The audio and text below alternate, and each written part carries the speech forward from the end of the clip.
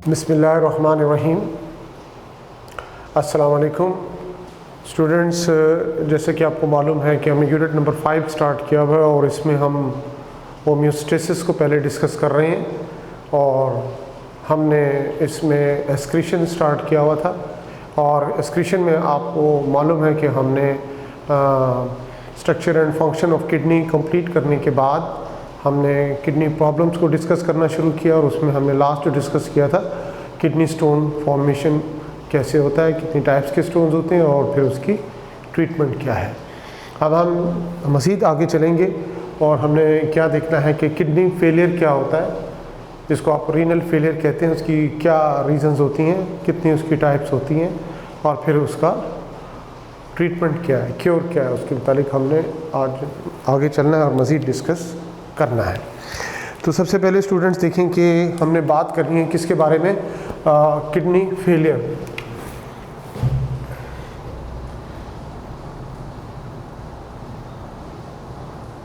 Kidney failure की बात करनी है, जिसको आप और क्या कहते हैं, इसको आप रीनल फेलियर का नाम भी दिया जाता है। किडनी फेलियर और रीनल फेलियर भी इसको हम कहते हैं। अब इसमें देखिए कि सबसे पहले हमने क्या बताना होगा कि जो किडनी फेलियर्स हैं इसके फैक्टर्स, मेजर फैक्टर्स क्या हो सकते हैं। फैक्टर्स इन जनरल पहले आपको पता होना चाहिए, फिर हम आएंगे स्पेसिफिकली फैक्टर्स। जहाँ तक फैक्टर्स का ताल्लुक है, इन जनरल जब हम बात करते हैं क्या है, ये पैथोलॉजिकल फैक्टर भी हो सकते हैं और इसी तरह से ये इसमें केमिकल नेचर के फैक्टर भी हो सकते हैं। केमिकल नेचर के फैक्टर्स भी हो सकते हैं, यानी पैथोलॉजिकल का मतलब क्या होगा, किसी डिजीज़ की वजह से। इसी तरह से केमिकल का मतलब जो कि जैसे मिसाल के तौर पर कोई ड्रग्स वगैरह होती हैं, मेडिसिन वगैरह होती हैं, उनका एडवर्स इफेक्ट होता है, या फिर इसके अलावा कोई टॉक्सिक मटेरियल वगैरह होता है उसके एडवर्स इफेक्ट होते हैं, या बॉडी के अंदर इस किस्म के केमिकल प्रोड्यूस होते हैं जो कि टॉक्सिसिटी कॉज करते हैं और जिसकी जो किडनी फेलियर की वजह बन सकते हैं। तो इसमें इन जनरल क्या होगा कि पैथोलॉजिकल एंड केमिकल नेचर, इस किस्म के ये मेजर फैक्टर्स होते हैं। अब इसमें होता ये है कि जो किडनी फेलियर अगर आपसे पूछा जाता है तो याद रखिएगा कि ये एकदम से ये नहीं हो जाता, ये प्रोग्रेसिवली क्या होता है, डिस्ट्रॉय करता है नेफ्रॉन को। हम क्या कहेंगे, ये में प्रोग्रेसिवली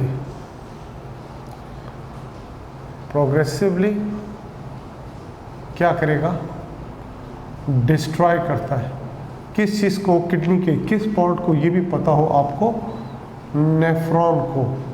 और फिर नेफ्रॉन में भी स्पेसिफिकली अगर आप जाएंगे तो किस पार्ट को याद रखना स्टूडेंट, कि इसके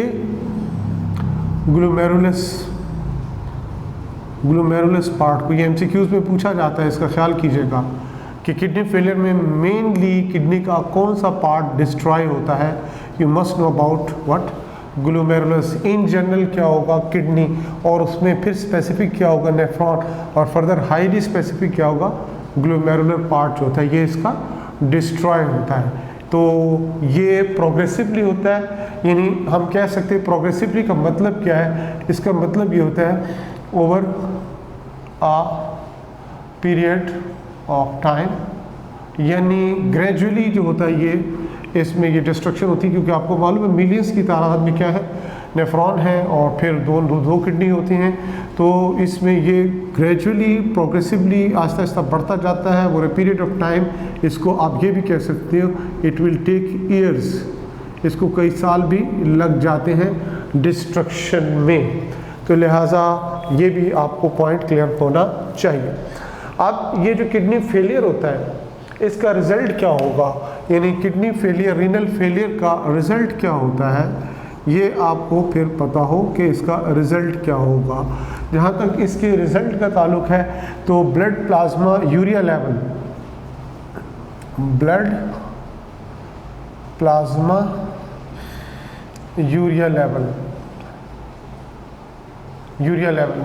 अब ये यूरिया बेसिकली किस में होता है, ब्लड प्लाज्मा में होता है, इसको कहते हैं ब्लड प्लाज्मा यूरिया लेवल। ये क्या हो जाएगा, ये राइज कर जाएगा, यानी इंक्रीज हो जाएगा, यूरिया लेवल इंक्रीज हो जाता है। इसी तरह से अदर नाइट्रोजिनस वेस्ट होते हैं, अदर नाइट्रोजिनस वेस्ट खास तौर पे जो फोकस किया जाता है वो किसे किया जाता है, दैट इज़ क्रेटिनिन।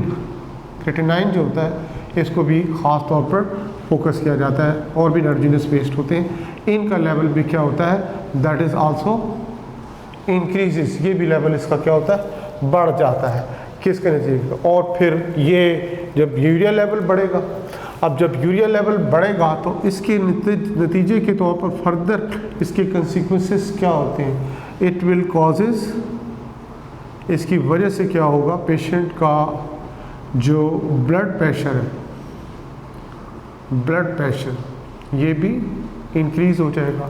और साथ साथ person is suffer from anaemia. Anaemia इसको पेशेंट को होगा, यानी इसमें डेफिशिएंसी ऑफ ब्लड भी हो जाएगा।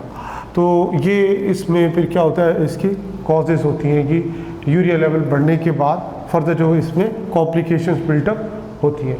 तो स्टूडेंट ये तो आपको पता चला कि रीनल फेलियर क्या। अब आपने क्या करना है, सबसे पहले इसकी क्या बताएंगे, टाइप्स।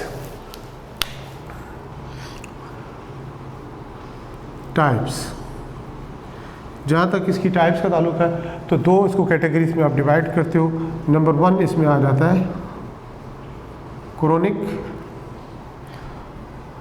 रीनल फेलियर, और दूसरा इसमें क्या आ जाएगा, इसको हम क्या कहेंगे, that is acute renal failure. Chronic renal failure और दूसरा कौन सा होता है इसमें स्टूडेंट, एक्यूट रीनल फेलियर कहलाता है। ठीक है जी, ये दो तरह के इसमें दो कैटेगरीज में आप इसको डिवाइड कर देते हैं। सबसे पहले हमने किसके बारे में बताना है कि क्रोनिक रीनल फेलियर जो होता है, इसमें पहले सिंपली आपको समझ लें, फिर उसके बाद हम मज़ीद इसके जो है ना इसकी ट्रीटमेंट की तरफ बाद में आते हैं। पहले आपने किसका बताना है, that is chronic renal failure. Chronic यहाँ पे वर्ड जो इस्तेमाल होता है ये प्रोलॉन्ग, यानी कि आप कह सकते हैं कि जब आप कह सकते हैं कि किडनी जो है मुकम्मल तौर पर फेल हो जाए और फिर दोबारा से रिपेयर ना हो उसके नेफ्रॉन्स, या दोबारा से वो अपनी रूटीन में वापस रिटर्न बैक ना हो फिल्ट्रेशन की, तो उसे हम क्या कहते हैं, that is permanent chronic renal failure कहलाता है। इसको आप क्रोनिक रीनल फेलियर का नाम देते हैं। इसकी बहुत सी रीजंस होती हैं। अब रीज़न इसमें कौन सी हो सकती है, डिफरेंट रीजन्स हैं। जैसे मिसाल के तौर पर पेल्विक रीजन साइड्स पे ख़ास तौर पर, और ये जो जहाँ पे किडनीज वगैरह, यहाँ पे क्या होता है, इसमें बैक्टीरियल इन्फेक्शन, शदीद किस्म का बैक्टीरियल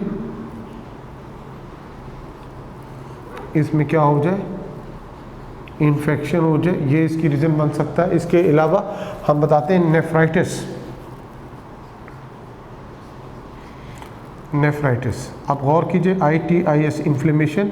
नेफ्राइटिस का वर्ड ख़ास तौर पर नेफ्रॉन का कौन सा part, that is glomerulus part, glomerulus part, इसमें क्या होता है, नेफ्राइटिस, यानी इसकी इन्फ्लेमेशन हो जाती है। ये भी इसकी क्रोनिक रीनल फेलियर की वजह बन जाता है। इसके अलावा इसमें आपको ये भी पता हो कि high blood pressure, high blood pressure, और इसके अलावा इसमें डायबिटीज़ मिलाइटिस, ये जो है ना ख़ास तौर पर हाई ब्लड प्रेशर, ये भी प्रोलॉन्ग अगर कंट्रोल में ना हो, डायबिटीज़ मिलाइटिस ये भी अगर कंट्रोल में ना हो, तो ये फिर किसकी वजह बन जाते हैं, ये फिर क्रोनिक रीनल फेलियर की वजह बन जाते हैं। तो इसके अलावा और भी रीजंस होती हैं, लेकिन आपको ये मेजर रीजंस इसमें बताई गई हैं किस चीज़ की, क्रोनिक रीनल फेलियर की। तो ये पहली टाइप आ जाती है। फिर इसकी दूसरी टाइप कौन सी है, that is called acute renal failure.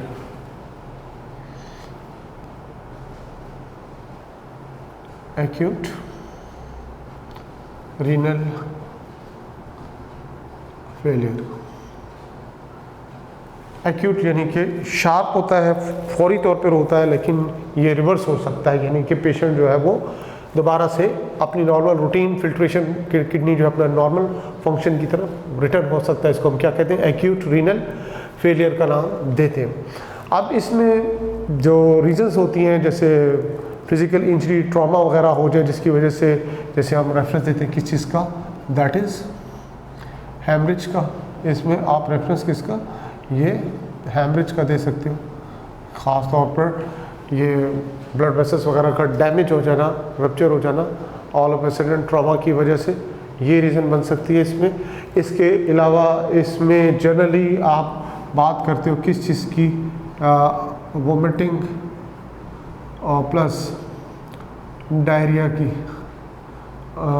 ये क्या है, ये बेसिकली दोनों में क्या होता है, बेसिकली वाटर लॉस होता है, डिहाइड्रेशन होती है पूरी बॉडी में, यानी पानी की शदीद कमी अचानक होती है कि बहुत ज़्यादा हाई लेवल पे, किसकी वजह से, वोमिटिंग और डायरिया की वजह से। इसी तरह से एक और चीज़ होती है जिसको आप कहते हैं डायूरेसिस। डायूरेसिस बेसिकली क्या है, एक कॉपियस यूरिनेशन, बहुत नॉर्मल से ज़्यादा यूरिन पास आउट हो रहा हो तो उसे हम क्या कहते हैं, कॉपियस यूरिनेशन का नाम देते हैं, और टेक्निकली क्या कहलाता है, डायूरेसिस कहलाता है। इसी तरह से ओवर स्वेटिंग हो जाए, नॉर्मल स्वेटिंग तो होती है, ओवर स्वेटिंग हो जाए, इसमें भी क्या होता है, डिहाइड्रेशन होती है, मिनरल और वाटर दोनों क्या होते हैं, लॉस होते हैं बॉडी से, ये ओवर स्वेटिंग की वजह से। और इसी तरह से जो ये किडनी स्टोन है, किडनी स्टोन, ये सारी इसकी क्या है, रीज़न बन जाती है किसकी, एक्यूट रीनल फेलियर की। फिर उसमें हम ये किडनी फेलियर में एक टर्म इस्तेमाल करते हैं, उसको टेक्निकली हम क्या कहते हैं, दैट इज़ यूरीमिया। इसमें से भी एमसीक्यू आ सकता है, ख्याल कीजिएगा इसको। और क्या कहा जाता है, यूरीमिया। यूरीमिया का क्या मतलब है यहाँ पे स्टूडेंट्स, यूरीमिया का मतलब ये होता है कि हाई डिग्री रीनल फेलियर। ये क्या है, that is high degree renal failure भी कहते हैं इसको, हाई डिग्री रीनल फेलियर। या फिर इसको हम कहते हैं कि kidney is unable to filter any kind of waste material, specially urea, तो हाई डिग्री रीनल फेलियर कहलाता है इसको। और क्या कहते हैं, एंड स्टेज रीनल डिजीज़ का नाम भी दिया जाता है, एंड स्टेज रीनल डिजीज़, इसको एब्रीवेट किया जा सकता है, एंड स्टेज रीनल डिजीज़। इस तरह ये भी ख्याल कीजिएगा कि एमसीक्यूज़ में इस तरह से भी पूछा जा सकता है। यानी इसमें क्या होता है कि now there is no other solution, कोई और सोल्यूशन नहीं है, हमने जाना होगा टुवर्ड्स द ट्रीटमेंट। ट्रीटमेंट दो तरह की यहाँ पे हमने बतानी है, एक इसका टेम्परेरी मेजर्स होते हैं और दूसरा क्या होता है, परमानेंट ट्रीटमेंट होती है। टेम्परेरी मेजर्स को आप टेक्निकली क्या कहोगे, टेम्परेरी मेजर्स को टेक्निकली आप कहोगे दैट इज़ व्हाट, डायलिसिस। ये बेसिकली क्या कहलाता है इसका, ये टेम्परेरी, इसको टेम्परेरी मेजर्स कहते हैं। किसके लिए, पेशेंट की जान बचानी है, टॉक्सिन मटेरियल, नाइट्रोजनस वेस्ट है, बॉडी में बढ़ जाएंगे, फ्लूइड बढ़ना शुरू हो जाएगा, अमाउंट ऑफ फ्लूइड से मुराद वाटर की अमाउंट भी बढ़ेगी, तो ये आहिस्ता आहिस्ता ये जाके पेशेंट को और ज़्यादा कॉम्प्लिकेशंस में ले जाएगा और कॉम्प्लिकेशंस में पेशेंट की डेथ हो सकती है। तो लिहाजा ये टेम्परेरी मेजर तो बहुत ही ज़रूरी है, जिसको आप टेक्निकली क्या कहते हैं, डायलिसिस का नाम देते हैं। अब देखो डायलिसिस क्या है, इसके बारे में थोड़ा सा पहले आपको बता दिया जाए तो फिर हम उसकी टाइप्स की तरफ आएंगे। तो सबसे पहले स्टूडेंट्स आपको ये पता हो कि डायलिसिस है क्या। इसमें हम कहते हैं क्लीन द ब्लड, क्या करते हैं, क्लीन द ब्लड, खून को हमने क्या करना होता है, साफ करना होता है, इधर बाय पासिंग, इधर बाय पासिंग, इसको हम गुजारेंगे through passing through artificial kidney. किसे कहते हैं आर्टिफिशियल किडनी, पता हो आपको, इसको टेक्निकली क्या कहते हैं, डायलाइज़र कहते हैं। ओके, ये पासिंग थ्रू आर्टिफिशियल किडनी यानी डायलाइज़र से इसको आपने गुजारना होता है किस में, ये डायलिसिस में, और या फिर इसको हम किससे करेंगे, filtering it within the abdomen, और filtering it within the abdomen, जिसको आप पेरिटोनियल डायलिसिस का नाम क्या चल के देंगे। ओके, तो इसे हम क्या कहते हैं student, what is this, this is called what, dialysis. इसको हम डायलिसिस, खून को साफ करने के तरीक़ों को डायलिसिस का नाम दिया जाता है। ये क्या है, इसका टेम्परेरी मेजर्स होते हैं स्टूडेंट्स। अब आप देखिए इसमें जो इसका सोल्यूशन है इसमें 2 मेजर्स मैंने आपको बताया लेने हमने। इसके लिए पहला आपने रेफरेंस देना है किस चीज़ का, डायलिसिस का। इसमें पहला जो इसमें रेफरेंस आएगा दैट इज़ हीमोडायलिसिस, और सेकंड आप किसको डिस्कस करोगे, दैट इज़ पेरिटोनियल डायलिसिस को। तो इस प्रोसेस में हम क्या करते हैं कि रिमूव किया जाता है मेनली वेस्ट को, वेस्ट में यूरिया और अदर नाइट्रोजनस वेस्ट आ जाती हैं, एक्सेस ऑफ वाटर को, ठीक है जी, तो रिमूव किया जाता है इसको बॉडी से। तो ये टेम्परेरी होता है, उसको बार बार एक रूटीन के साथ रिपीट करना पड़ता है। तो इसकी आपने सबसे पहले क्या बताना है, टाइप्स, 2 टाइप्स कौन कौन सी हैं। पहली टाइप इसमें हीमोडायलिसिस है और दूसरी इसकी टाइप कौन सी होती है, पेरिटोनियल डायलिसिस कहलाता है। तो हम इसको 1 बाय 1 करके अब इसको डिस्कस करेंगे। Number 1 that is haemodialysis. Haemodialysis, haem basically blood, cleaning of blood को आप क्या कहोगे, हीमोडायलिसिस का नाम दिया जाता है। इसके लिए हम क्या यूज़ करते हैं स्टूडेंट्स, की आपको पहले बताया है कि इसके लिए हमने यूज़ करना होता है डायलाइज़र, और डायलाइज़र के बारे में आपको पता है क्या है, ये आर्टिफिशियल किडनी को हम कहते हैं, ये आर्टिफिशियल किडनी होता है बेसिकली डायलाइज़र। इसमें याद रखिएगा कि डायलाइज़र को जब हम एलेब्रेट करते हैं कि ये डायलाइज़र है क्या, तो इसको थोड़ा सा हमें इसको एलेब्रेट करना है, इसकी वजाहत करनी है कि इसमें डायलाइज़र जो होता है इसमें 2 स्पेसिस होती हैं, 2 स्पेसिस होती हैं। 2 स्पेसिस जो है ये सेपरेटेड बाय मेम्ब्रेन्स। किससे, मेम्ब्रेन से ये क्या होती हैं, ये 2 स्पेसिस गेट सेपरेटेड। और ये मेम्ब्रेन्स किस किस्म की होती हैं, इसके बारे में आपको पता हो, ये सेमी परमिएबल, आर्टिफिशियल तो होती हैं लेकिन सेमी परमिएबल मेम्ब्रेन्स होती हैं, ये इनको हम सेमी परमिएबल मेम्ब्रेन का नाम देते हैं। 2 species separated by semi permeable membrane. अब क्या होता है कि इसमें 2 स्पेसिस का हमने वर्ड इस्तेमाल किया है, ये आपको पता हो कि blood passes from one side, blood passes from one side, एक साइड से क्या गुजरेगा, ब्लड गुजरेगा, फ्रॉम वन साइड, एक तरफ से क्या गुजर रहा है इसमें, ब्लड, ठीक है जी। Blood passes from one side of the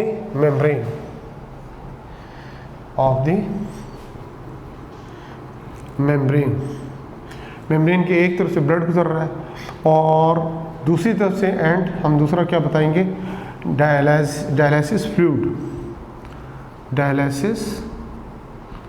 fluid, इसको यहीं से जान लीजिए। डायलिसिस फ्लूइड को हमने नाम क्या देना है, इसको डायलिसेट का नाम भी देते हैं, टेक्निकली इसको क्या कहेंगे, डायलिसेट कहेंगे।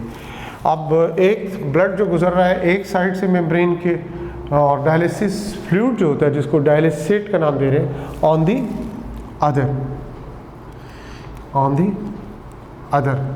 अदर से मुराद other side of the membrane. अब इसमें क्या होगा कि वेस्ट होगा, और दूसरा क्या, वेस्ट से मुराद क्या है, नाइट्रोजनस वेस्ट, यानी वेस्ट ख़ास तौर पर कौन से, नाइट्रोजनस वेस्ट, प्लस इसके साथ क्या होगा, excess of water. Excess of water का क्या मतलब होता है, हमारी बॉडी की रिक्वायरमेंट होम्योस्टेटिक लेवल से ज़्यादा अमाउंट जो होगी वाटर की, उसको हम क्या कहेंगे, एक्सेस ऑफ वाटर। ये पास होगा कहाँ से, from blood through the membrane, through the membrane, किस में से गुजरेगा, थ्रू द मेम्ब्रेन, और फिर किस में चला जाएगा, इनटू द डायलिसिस फ्लूइड में चला जाएगा। ठीक है जी, डायलिसिस फ्लूइड में चला जाएगा। और ये प्रोसेस जो है बेसिकली जो आपको बताया गया, ये 2 स्पेसिस में, एक तरफ से हमने क्या बताया, ब्लड, और दूसरी तरफ से क्या गुजर रहा है, इसमें ये डायलिसिंग फ्लूइड बेसिकली जो हम एक लास्ट लेक्चर में भी हमने यूज़ किया था, काउंटर करंट। इसमें भी काउंटर करंट मैकेनिज़्म काफ़ी हद तक इन्वॉल्व होता है, क्योंकि इसमें सूरत हाल ये होती है कि जैसे फॉर एग्जांपल हमने बताया ना, ये मेम्ब्रेन है, तो एक तरफ से किसका फ्लो होता है, दैट इज़ ऑफ ब्लड, और इस तरफ से जो फ्लो होगा दैट इज़ व्हाट ऑफ, हम क्या बताएंगे, डायलिसेट, यानी डायलिसिंग फ्लूइड जो होता है, ये इस डायरेक्शन में जाएगा और ये इस डायरेक्शन में जाएगा। यहाँ से जो ब्लड आएगा इसमें ऑब्वियसली यूरिया और अदर नाइट्रोजनस वेस्ट वगैरह जो होती है, इसकी कंसंट्रेशन क्या है, ज़्यादा है, और यहाँ पे तो क्या है, ज़ीरो है। ये देखें जैसे जैसे ये आगे जाएगा तो ये यहाँ से फ़िल्टर होता जाएगा, ग्रेजुअली यहाँ से ये फ़िल्टर होता जाएगा, यहाँ से ये फ़िल्टर होता जाएगा। लेकिन होगा क्या कि जैसे जैसे ये इस तरफ जा रहा है तो ये डायलिसिंग फ्लूइड में तो कुछ नहीं था, तो यहाँ से आप देखेंगे कि जो भी वैल्यू होगी यहाँ पे, अगर यहाँ पे 100 है तो यहाँ पे 25 अगर निकल गए तो कितने रह जाएंगे, यहाँ पे 75 मालिक्यूल रह जाएंगे। फिर ये आगे जाएगा तो इधर कितने रह जाएंगे, 50 मालिक्यूल रह जाएंगे। फिर आगे जाएगा तो कितने रह जाएंगे, 25 मालिक्यूल। तो इस तरह से क्या होता है कि यहाँ से तो फ्लूइड आगे की तरफ जा रहा है ना, तो यहाँ से थोड़े थोड़े मालिक्यूल यहाँ से निकलते जाएंगे। यानी 25 मालिक्यूल निकले तो यहाँ पे कितने रह गए, 75। यहाँ पे फिर आगे चलेंगे तो मज़ीद यहाँ पे 25 निकल जाएंगे, तो फिर यहाँ पे कितने हो जाएंगे, 50 रह जाएंगे। यहाँ से फिर 25 रह जाएंगे, तो यहाँ कितने रह जाएंगे, 25 रह जाएंगे, एंड सो ऑन। इस तरह देखिए हर मरतबा क्या होगा, कंसंट्रेशन ग्रेडियंट मिलेगा। कंसंट्रेशन ग्रेडियंट से मुराद इस तरफ नाइट्रोजनस बेस की कंसंट्रेशन ज़्यादा होगी और इस तरफ क्या होगी, कम होगी, क्योंकि फ्लूइड की डायरेक्शन ये, तो लिहाजा ये साथ साथ ये रिफ़्रेश होता जाएगा और यहाँ से क्या होगा, नाइट्रोजनस बेस इसको मिलती जाएंगी। तो इसको हम टेक्निकली क्या कहेंगे, what is this, counter current multiplier का नाम देते हैं। ये काउंटर करंट मैकेनिज्म कहलाता है। तो बहरहाल ये आपको क्लियर हो। अब उसमें बाकी जो हम इन जनरल इसकी जो डायग्राम के ज़रिए चीज़ें समझाते हैं वो हमें पता होनी चाहिए कि डायग्राम के ज़रिए हमें कैसे पता चलता है कि हम इसको एलेबरेट कर सकें। इस तरह से देखिए कि जैसे मिसाल के तौर पर हमने यहाँ पे शो करना है कि ब्लड बॉडी से लिया जाता है, तो ब्लड बॉडी से लिया जाता है, ऑब्वियसली उसके लिए क्या बनाए जाते हैं, आर्टरीज ख़ास तौर पर जहाँ से ब्लड लिया जाता है, और वेन जहाँ से ब्लड वापस बॉडी को जाता है, वहाँ बाकायदा स्टेंट बनाए जाते हैं ताकि इजीली नीडल को इंसर्ट किया जाए। आपको मालूम हो ब्लड बॉडी से निकालने के लिए नीडल उसका डाई भी क्या होता है, ज़्यादा होता है, तो ज़्यादा फ्लो के साथ ब्लड रिक्वायर्ड होता है। इसके लिए देखिए मिसाल के तौर पर यहाँ पे हम शो कर रहे हैं कि ये आम शो किया हमने पेशेंट का, एक सिंपल सी डायग्राम में आपसे आपको समझाता हूँ। ये पेशेंट का हमने आम शो किया, ओके। इसमें हम यहाँ पे शो कर रहे हैं 2 किस्म के ब्लड वेसल्स, एक ये ब्लड वेसल शो किया और एक ये ब्लड वेसल शो किया। इसको हम क्या कह रहे हैं, ये आर्टरी है और ये हमारे पास क्या है, वेन है, ओके। हमेशा याद रखिएगा बॉडी से जो ब्लड लिया जाएगा वो किसके थ्रू लिया जाएगा, आर्टरी के थ्रू लिया जाएगा। जैसे किडनी के अंदर ब्लड जो जाता है, किडनी के अंदर जो ब्लड जाता है वो किसके ज़रिए जाता है, रीनल आर्टरी के ज़रिए जाता है, और बाहर जो निकलता है वो किसके ज़रिए निकलता है, रीनल वेन के ज़रिए निकलता है। तो यूरिया किस में ज़्यादा, रीनल आर्टरी में ज़्यादा होता है, रीनल वेन में ज़्यादा होता है। याद रखिएगा ये भी MCQs में पूछा जाता है। तीन चीज़ें पूछी जाती हैं कि in which part of the following the amount of urea is high, whether in the renal artery और रीनल वेन और इन यूरिटर। तो पहले नंबर पर सबसे ज़्यादा किस में होगा, यूरिटर में होगा, क्योंकि फ़िल्टर होके जा रहा है ना यूरिन के साथ। और फिर दूसरे नंबर पर किस में ज़्यादा होगा, आर्टरी में, रीनल आर्टरी में, और सबसे कम किस में होगा, रीनल वेन में होगा। तो लिहाजा आर्टरी से जो है ब्लड को लिया जाता है। इस तरह से देखिए यहाँ से हम ब्लड लेंगे, इसको यहाँ पे लेकर आ रहे हैं, इस ब्लड को यहाँ पे लेकर आ रहे हैं। इस ब्लड को बाकायदा हमने यहाँ से गुजारना है, किससे? ब्लड पंप से गुजारेंगे। ये ब्लड पंप इस तरह से हमने शो कर दिया। What is this? यहाँ पे ब्लड पंप शो कर देते हैं हम इस तरह से। ये ब्लड पंप है, मशीन है, डायलिसिंग मशीन। उसमें ये बाकायदा पंप जो होता है ख़ास टाइमिंग के साथ स्क्वीज़ करके ब्लड को, इसकी स्पीड को रेगुलेट करता है। इसको हम नाम देंगे ब्लड पंप का नाम देंगे। ये ब्लड पंप कहलाता है। फिर यहाँ से हमने शो करना है कि ये ब्लड किस में आएगा? In the dialyser. यहाँ पे हम शो कर देते हैं डायलाइज़र। ये स्टूडेंट्स हमने क्या शो कर दिया? What is this? ये हमने डायलाइज़र शो कर दिया। ये हमारे पास डायलाइज़र है। ओके, यहाँ से हमने बताना है कि ब्लड एंटर होगा, ये यहाँ से ये एंट्रेंस होगी किस चीज़ की? ब्लड की। और यहाँ पे हमने क्या बताया था? पहले हम बता चुके हैं। यहाँ पे क्या होंगी? मेम्ब्रेन्स होंगी। हम रफली शो कर रहे हैं। What are these? मेम्ब्रेन्स हैं। ये सारी क्या है? यहाँ पे मेम्ब्रेन्स हैं। ओके, फिर उसके बाद इसमें आपने डायलाइजिंग फ्लूइड के बारे में भी बताना है। उसको उसके लिए बाकायदा क्या तरीक़ाकार होता है वो भी आपको यहाँ पे क्लियर हो जाए कि हम यहाँ पे कुछ टैंक बना देते हैं। जैसे फॉर एग्ज़ाम्पल ये हमने यहाँ पे एक टैंक शो किया है। ये एक टैंक यहाँ पे शो किया है। ये इस तरह से टैंक शो किया। इसमें हमने क्या लिया है? कंप्रेस्ड एयर ली हुई है। कंप्रेस्ड एयर, यहाँ पे कंप्रेस्ड एयर है। ठीक है जी। और इसको बाकायदा ये हमने सील करके इसको हमने लिंक करना है आगे चलकर। इसको आगे चलकर हम इसको लिंक करेंगे एक और कंटेनर के साथ। एक और कंटेनर जो होगा, ये मिसाल के तौर पर यहाँ पे हमने एक और कंटेनर शो कर दिया है। ये आपके पास एक और कंटेनर आ गया। अब इसमें क्या मौजूद है? इसमें फ्रेश डायलाइजिंग फ्लूइड मौजूद है। यहाँ पे क्या है? फ्रेश डायलिसिस फ्लूइड मौजूद है। इसको हम किस में इंसर्ट करेंगे? यहाँ तक ये फील्ड है, ये इसमें ये, ताकि यहाँ से प्रेशर होगा तो फिर ये आगे मूव करेगा। इस तरह से ये कंप्रेस्ड एयर यहाँ पे आएगी, इससे ये प्रेशर बिल्टअप होगा और यहाँ से फिर हम इसको लिंक करेंगे किसके साथ? यहाँ से इसको हम लिंक करेंगे। ये देखें, इसको हम आगे लिंक करेंगे, एक और कंटेनर में से गुजारेंगे। अब ये कंटेनर होगा, जैसे फॉर एग्ज़ाम्पल यहाँ पे हमने कंटेनर शो करना है। ये हमने बनाया है एक कंटेनर। ठीक है जी। अब देखिए कि इसमें से ये जब गुजरेगा, ये ट्यूब यहाँ से गुजरेगी जिसके अंदर क्या मौजूद है? फ्रेश डायलाइजिंग फ्लूइड मौजूद है। ये देख सकते हैं, ये यहाँ से किस पे जाएगा? डायलाइज़र यानी आर्टिफिशियल किडनी की तरफ जाएगा।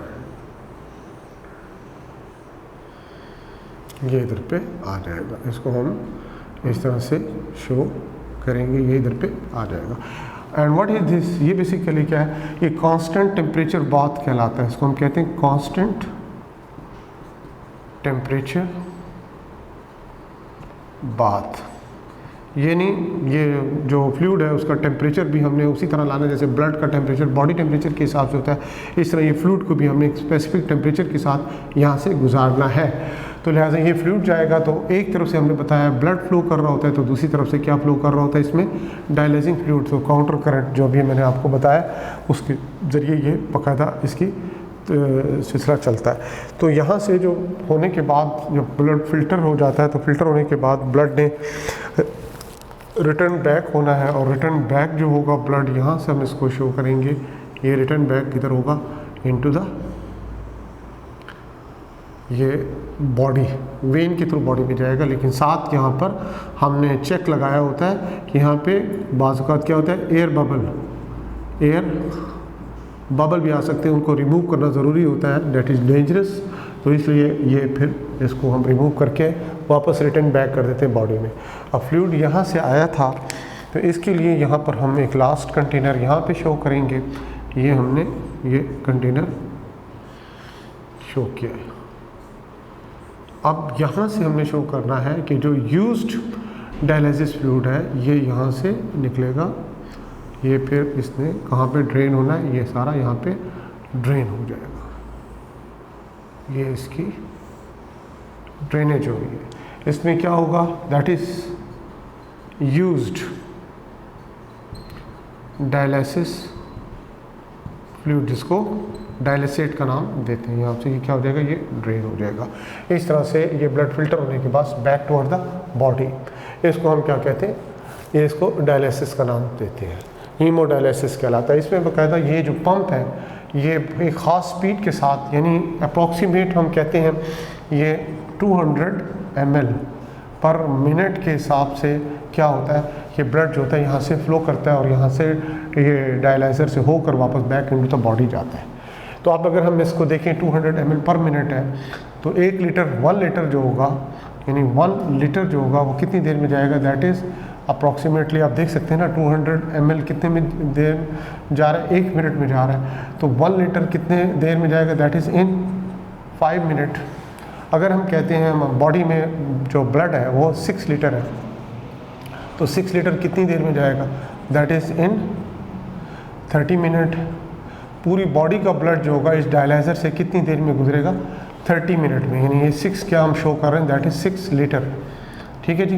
तो इस तरह पूरी बॉडी का ब्लड जो होगा वो 30 मिनट में गुजरेगा। तो तकरीबन 8 टाइम्स, 8 मरतबा क्या किया जाता है, डायलाइज़र से ब्लड को गुजारा जाता है। तो 8 टाइम्स जब ब्लड गुजरेगा किस में से, इस डायलाइज़र से, तो टाइम अप्रॉक्सीमेट कितना लगेगा, 30 मिनट को मल्टीप्लाई करें 8 टाइम से, तकरीबन ये 4 आवर्स लगेंगे। तो 4 घंटे तकरीबन लग जाते हैं एक सेशन जो होता है डायलिसिस का। फिर सवाल ये पैदा होता है इसको कितनी बार रिपीट किया जाता है, यानी इसको क्या रोज़ाना करना पड़ता है, या आपसे पूछा जाता है वीकली किया जाता है या फिर इसको फोर्टनाइटली किया जाता है।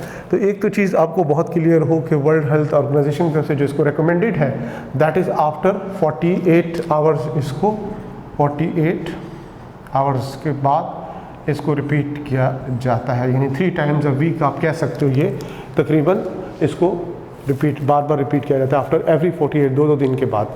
तो पाकिस्तान में जो है इसमें हफ्ते में 2 दफ़ा भी किया जाता है। पेशेंट की कंडीशन पर डिपेंड करता है, हफ्ते में 1 मरतबा भी होता है, वो डिपेंड करता है, मैंने आपको बताया ना, पेशेंट की कंडीशन पर। तो इस तरह पेशेंट का पहले बिफोर डायलिसिस क्या किया जाता है, वेट किया जाता है, देखा जाता है कि उस हफ्ते में उसने या उस 48 आवर्स के दौरान उसने कितना फ्लूइड लिया है, उसमें बॉडी का वेट कितना उसका इंक्रीज़ हो गया है, वो इंडिकेट करता है कि उसके अंदर एक्स्ट्रा फ्लूइड कितना मौजूद है। फिर इसी तरह से नाइट्रोजनस वेस्ट वगैरह चेक करने के लिए उसका ब्लड प्लाज्मा लेवल, यूरिया और क्रिएटिनिन वगैरह चेक किया जाता है। फिर उसके बाद जब डायलिसिस की जाती है, इसको ये कहलाता है प्री डायलिसिस, जो भी इसकी ऑब्जर्वेशंस होती हैं। उसके बाद पोस्ट डायलिसिस ऑब्जर्वेशंस होती हैं, जिसमें देखा जाता है कितना वेट कम हुआ है, यानी कितना फ्लूइड बॉडी से निकाल दिया गया, एक्स्ट्रा वाटर वगैरह, और इसी तरह से ये नाइट्रोजनस वेस्ट कितना होते हैं। तो याद रखिएगा स्टूडेंट की परमानेंट ट्रीटमेंट तो है नहीं, जैसे जैसे बॉडी का मेटाबॉलिज्म होता जाएगा 48 आवर्स के बाद फिर ये दोबारा से रीजनरेट हो जाएगा, दोबारा से नाइट्रोजनस वेस्ट, दोबारा फ्लूइड बॉडी में बन जाएंगे। तो लिहाजा it's not a permanent treatment. तो बहरहाल ये पहली टाइप है किस चीज़ की, डायलिसिस की। अब हम क्या देखते हैं इसकी सेकंड टाइप कौन सी है, that is peritoneal dialysis. Second इसकी कैटेगरी आ जाती है डायलिसिस की, जिसको आप क्या कहते हो, that is called peritoneal dialysis. Peritoneal dialysis. अब पेरिटोनियल डायलिसिस क्या है, सबसे पहले आपको मालूम हो हम बात करते हैं अपनी बॉडी की किस खास तौर पर एब्डोमिनल रीजन की, एब्डोमेन की हम बात करते हैं। एब्डोमेन में क्या होती है, हमारे पास ख़ास किस्म की कैविटी होती है, that is called what, peritoneal cavity. यहाँ पे हमें बताना है कि एब्डोमेन में क्या है हमारे पास, पेरिटोनियल कैविटी यहाँ पे मौजूद है। अब ये पेरिटोनियल कैविटी जो है इसके बारे में आपको पता हो कि it is lined by thin membrane, it is lined by thin membrane, lined by thin membrane. और इस मेम्ब्रेन को कहते क्या है, इस मेम्ब्रेन को आप क्या कहते हो, दैट इज़ पेरिटोनियम।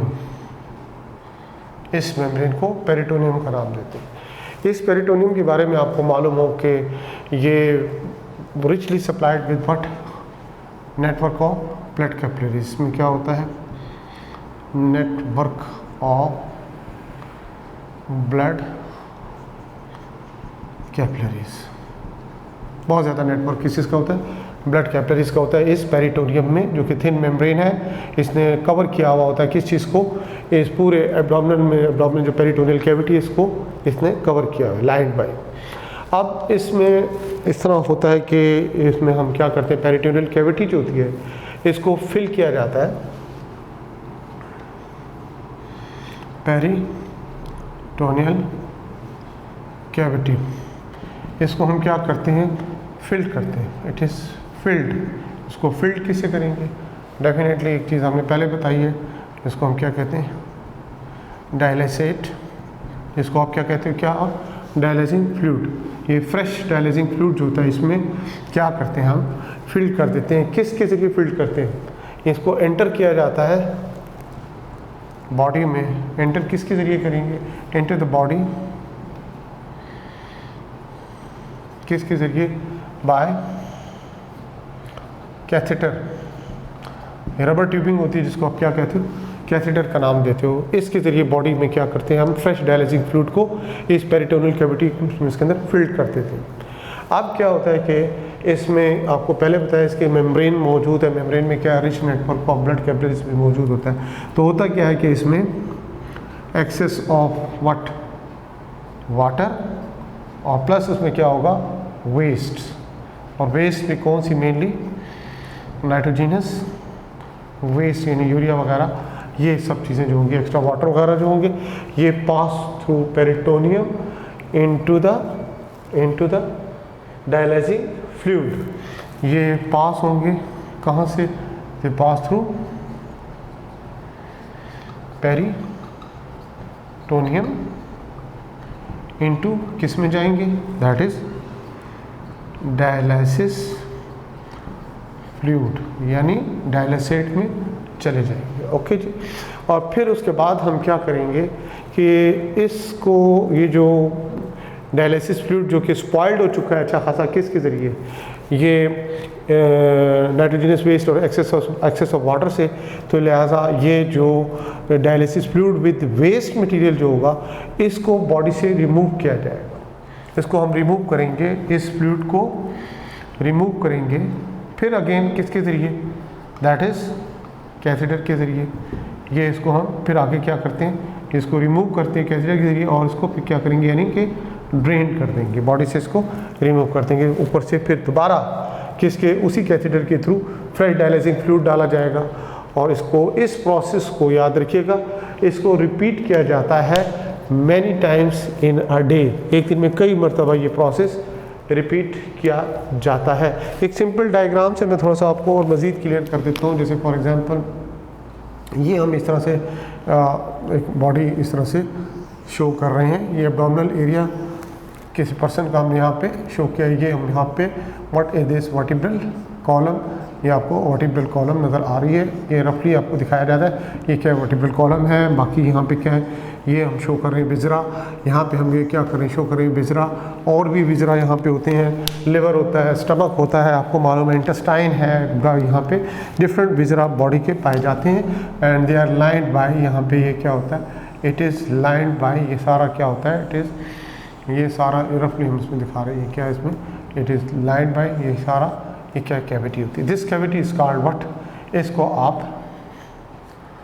टेक्निकली क्या कहोगे, पेरिटोनियल कैविटी, पेरिटोनियल कैविटी कहलाती है। ओके।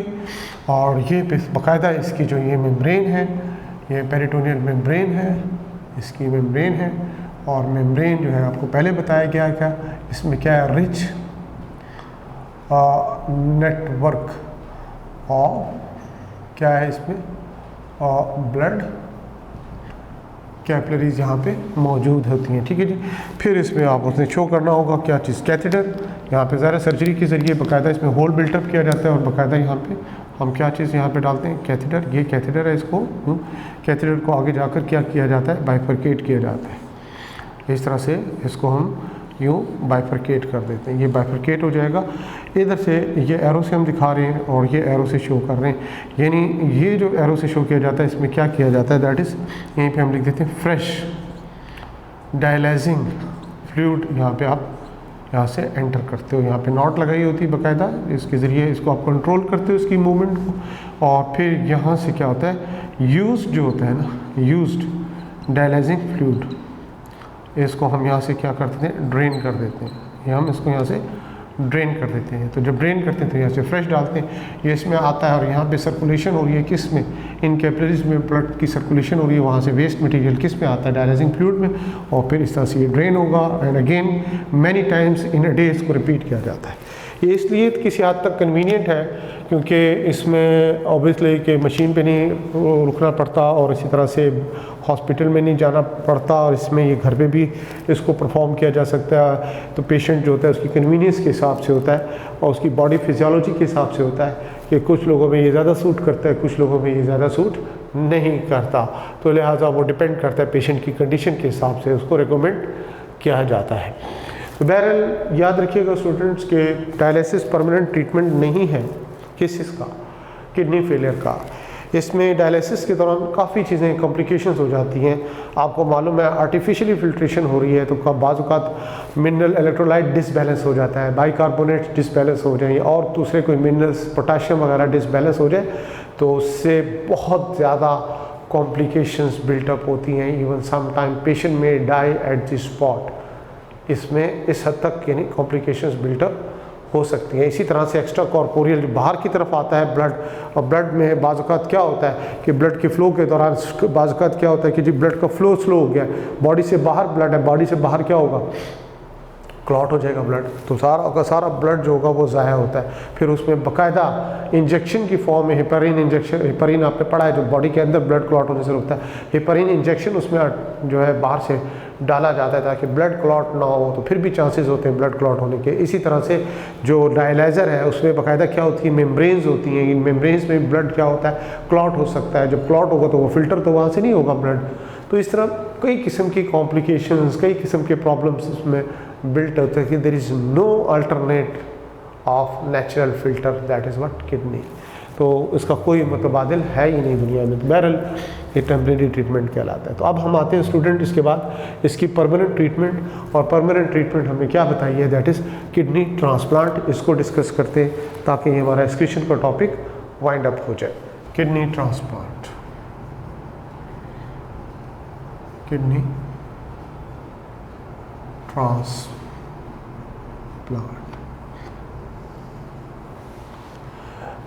ये परमानेंट ट्रीटमेंट के लिए हम बात जब करते हैं तो फिर क्या कहलाता है, किडनी ट्रांसप्लांट ये परमानेंट ट्रीटमेंट कहलाता है। तो इसमें जाहिर सी बात है इसके लिए क्या रिक्वायर्ड होता है, जो डोनर रिक्वायर्ड होता है। डोनर के बारे में आपको मालूम हो कि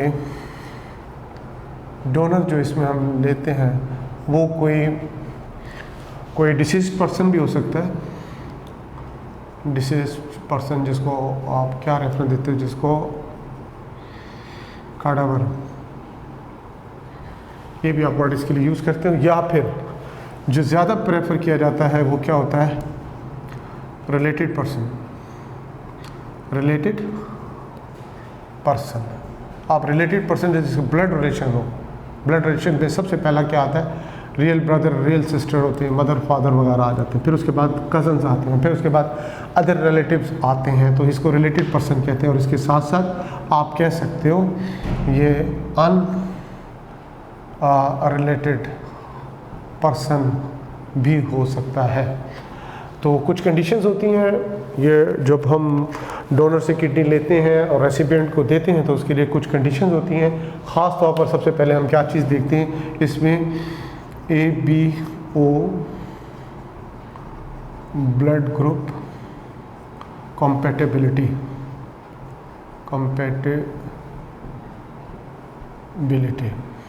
ये चीज़ लाजमी देखी जाती है कि जाहिर बात है इसमें आपको मालूम हो कि इसमें मैचिंग डोनर होना मस्ट है। और उसके साथ साथ हम एक और चीज़ मैचिंग करते हैं, HLA बेसिकली क्या है, इसके बारे में आपने पढ़ा होगा कि ये HLA बेसिकली किसे कहते हैं?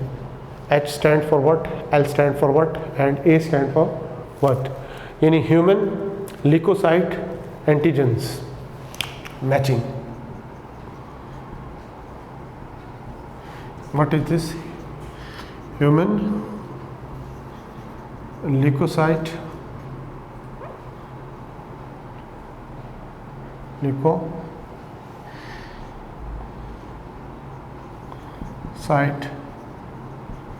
एंटीजन, इसकी मैचिंग होना भी ज़रूरी होती.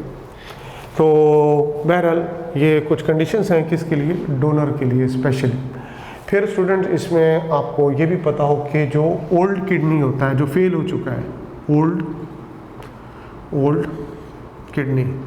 ओल्ड किडनी से मुराद क्या है? जो किडनी फेल हो चुका है. एक तो इसकी पहचान क्या होती है? ये क्या होता है कि ये श्रिंक होना शुरू हो जाता है, नॉर्मल साइज से इसका साइज़ छोटा होता चला जाता है. और ये आम रूटीन में इसको ये प्लेस्ड होता है अपनी जगह पे, क्योंकि नुकसान नहीं पहुंचा रहा, तो फिर इसको रिमूव करने की क्या ज़रूरत है? क्योंकि हमने जिस जगह ओल्ड किडनी होता है उस जगह नया किडनी तो नहीं लगाना, तो लिहाजा इसके होने ना होने से कोई फ़र्क नहीं पड़ता. हाँ, उस वक्त कि जब इसमें कोई आप कह सकते हैं कि कोई ये इन्फेक्शन टाइप प्रोसेस स्टार्ट हो जाए या फिर इसकी वजह से ब्लड प्रेशर हाई होना शुरू हो जाए, तो उस सूरत में फिर इसको रिमूव किया जा सकता है. अदरवाइज़ इन नॉर्मल सर्कमस्टांसेस जो होता है इसको रिमूव करना ज़रूरी नहीं होता, ये अपनी ही जगह पे प्लेस्ड होता है. जो न्यू किडनी होता है ना, न्यू किडनी यानी डोनर से जो हमने लिया है न्यू किडनी, इसके बारे में आपको पता हो कि इसको हम प्लेस किस में करते हैं? प्लेस्ड करते हैं. कहाँ पे प्लेस्ड करते हैं? याद रखिएगा कि इसको हम न्यू किडनी को जो प्लेस करेंगे ये लोअर एब्डोमिनल एरिया में, लोअर एब्डोमिनल एरिया. और जो रीनल आर्टरी और रीनल वेन होती है, इसको हम किसके साथ, जैसे रीनल आर्टरी इसको साथ लिंक करेंगे किसके साथ? फीमोरल आर्टरी के साथ. और वेन जो होगी किसके साथ? That is with femoral when के साथ इसको लिंक करेंगे. और यूरिटर जो होगा, यूरिटर को डायरेक्ट लिंक कर दिया जाता है किसके साथ? That is urinary bladder. Urinary bladder के साथ इसको लिंक कर दिया जाता है. इस तरह से मैं आपको थोड़ा सा रफली शो कर देता हूँ डायग्रामेटिकली, कि जैसे मिसाल के तौर पर ये हमने ओल्ड किडनीज शो किए हैं जो कि फेलियर में है. ये ओल्ड किडनी हमने शो किया, ये क्या है? फेलियर में है. ये इसका यूरिटर नीचे की तरफ आ रहा है, ये यूरिटर आ रहा है, इसका ये यूरिटर यहाँ से, और ये किस में इन होगा? That is in urinary bladder. ये यूरिनरी ब्लैडर है, ठीक है जी. ये फेलियर, किडनी फेलियर है, ये किडनी फेलियर है. ओके, ये आ गया यूरिटर. ये एरिया जो होता है लोअर एब्डोमेन कहलाता है, पेल्विक रीजन जिसको हम कहते हैं. हम इसमें भी बोन तो नहीं बना रहे, ये पेल्विक रीजन आपको पता हो कि ये हमारा क्या है? What is this? ये हमारा पेल्विक रीजन होता है. ये पेल्विक रीजन होता है इस तरह से, इसको हम ये पेल्विक रीजन कहते हैं. ये यूरिनरी ब्लैडर है. What is this? Urinary bladder. Okay, तो आप क्या करते हैं कि जो हमने किडनी ट्रांसप्लांट करना है, ये देखिए, ये किडनी हमने लिया हुआ है, ठीक है जी. और ये हम इसको डायरेक्ट शो कर रहे हैं, इसके यूरिटर को डायरेक्ट किस में ड्रेन कर रहे हैं? Into the urinary bladder. फिर मिसाल के तौर पर हम यहाँ पे ये शो करते हैं कि ये यहाँ पे शो कर रहे हैं फीमोरल आर्टरी, और साथ ही हम शो करेंगे क्या? Femoral when. इसके साथ ही हम शो कर रहे हैं क्या चीज़? फीमोरल, ये आगे femoral artery, femoral when. Kidney से जो के साथ लिंक्ड है, ये हम क्या लिंक कर रहे हैं? फीमोरल आर्टरी के साथ लिंक करेंगे क्या चीज़? Renal artery. और यहाँ से इसकी जो रीनल वेन है उसको आप किसके साथ लिंक कर दोगे? फीमोरल वेन के साथ लिंक कर दोगे. जैसे ही आप इसको ब्लड वेसल्स के साथ लिंक करोगे तो क्या होगा कि ब्लड किस में आएगा? किडनी में, और आपकी फिल्ट्रेशन भी स्टार्ट हो जाएगी. अभी ऑपरेशन किया होगा पेशेंट का, आपने अभी तक उसको स्टिच नहीं किया है, स्टिच क्लोज नहीं किया है, तो ये क्या होगा? किडनी अपना काम करना शुरू कर देगा. ब्लड यहाँ से आएगा, फिल्ट्रेशन भी स्टार्ट हो जाएगी, यूरिन बनना भी शुरू हो जाएगा, और ये इसका मतलब से पता चलेगा कि किडनी फंक्शनल है। तो इस तरह बच्चों ये पूरा प्रोसीजर किस चीज़ का है, किडनी ट्रांसप्लांट का, इसको हम क्या कहते हैं, किडनी ट्रांसप्लांट का नाम देते हैं। तो इसमें फिर ये होता है कि जब किडनी ट्रांसप्लांट कर दिया जाता है तो उसके बाद कुछ प्रिकॉशनरी मेजर्स होती हैं। ज़ाहिर बात है ये फॉरेन टिश्यू है, तो किडनी ट्रांसप्लांट रिजेक्शन भी हो सकता है। आपने इम्यूनिटी में ये चीज़ डिस्कस की हुई है कि टी सेल्स का हवाला दिया हुआ है उसमें आपने, कि किडनी ट्रांसप्लांट रिजेक्शन में ये क्या कंडीशंस बिल्टअप होती हैं। तो लिहाजा उससे बचने के लिए फिर बाकायदा पेशेंट को कुछ मेडिसिन दी जाती हैं, जो कि आपने एक मेडिसिन के बारे में फंजाई के टॉपिक में पढ़ते हो, साइक्लोस्पोरिन। साइक्लोस्पोरिन जो होता है prevention from the transplant rejection, इसके लिए साइक्लोस्पोरिन यूज़ किया जाता है। इसके लिए हम नाम क्या यूज़ करते हैं, इसके लिए नाम यूज़ करते हैं इम्यूनो सप्रेसेंट कहलाते हैं, इसको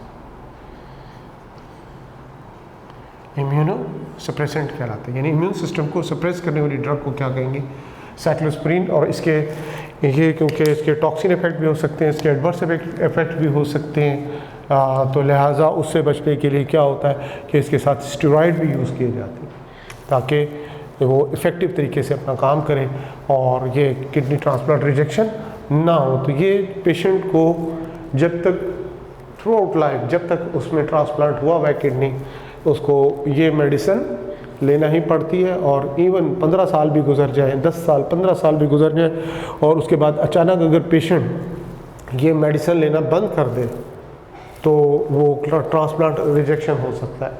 तो इस तरह से पेशेंट को बड़ा केयरफुली जाना पड़ता है कि ये मेडिसिन उसने थ्रू आउट लेनी होती है। तो यहाँ तक स्टूडेंट्स हमने क्या देखा है, ये किडनी ट्रांसप्लांट। आज के लिए स्टूडेंट्स हमारा जो टॉपिक था ये यहाँ तक था, किडनी ट्रांसप्लांट तक, और ये इसका हमने यहाँ तक जो है बेसिकली एक्सक्रीशन यानी यूरिनरी सिस्टम को कंप्लीट कर लिया है।